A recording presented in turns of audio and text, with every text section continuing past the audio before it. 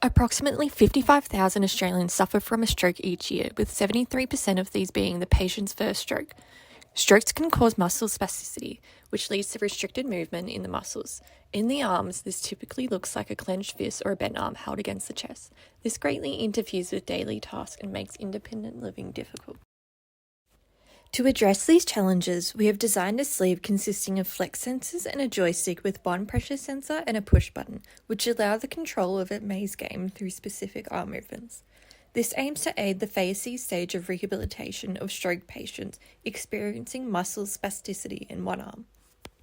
The first flex sensor is placed at the elbow, where bending and straightening the arm triggers a left movement in the game. The second flex sensor is placed at the wrist, where bending and straightening the wrist triggers an up movement in game. On the handheld joystick, there is a pressure sensor under the fingers, which triggers a down movement in-game when released, and a push button under the thumb, which triggers a right movement in-game when pressed. Our LabVIEW program has two separate VIs, a MyRio VI and a MyComputer VI. The MyRio VI takes four separate input voltages, this being two from the voltage divider circuit of the flex sensor, one from the pressure sensor, and one from the push button. The two flex sensor voltages are converted into resistance using the voltage divider formula. Since the flex sensors are responsible for reporting the player's wrist and elbow position when they try to extend the joint as much as possible, a calibration sequence for the maximum and minimum sensor resistance is used to match each patient's current recovery progress per playing session. After the max and min threshold are obtained, the VI samples the four analog inputs in a while loop continuously. The raw signals in the sensors are relatively clean and the changes are reflected in the voltage very reliably, so minimum filtering and processing was used. Only a moving average filter for the flex sensor resistance to ensure there are no sudden jolts. The program then sends UDP datagram packets corresponding to each action every time the voltage change from that sensor channel returns true in the comparison node.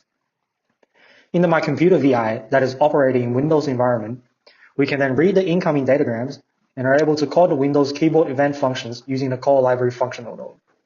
This is not possible in MyRio VI due to different operating system. Depending on the inbound shorthand string sent via the UDP protocol for each action, their corresponding key is simulated to generate an input for the scratch game. For example, the string F is sent through UDP to generate a keyboard entry corresponding to the forearm. Using the game-making program Scratch, various mazes and puzzles of varying difficulties were designed. The directional commands within the game are controlled by virtual keyboard entries coded through LabVIEW. Several backgrounds and puzzles were designed for the game interface, with the game visuals creating an engaging and fun rehabilitative environment.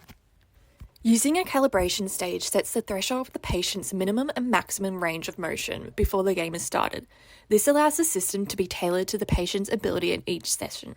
The patient will need to reach these thresholds to trigger an in-game movement, which should aid recovery muscle movements through repetitive exercises. The assigned movements are intended to replicate everyday movements, which will enable the patients to regain independence and a sense of normalcy.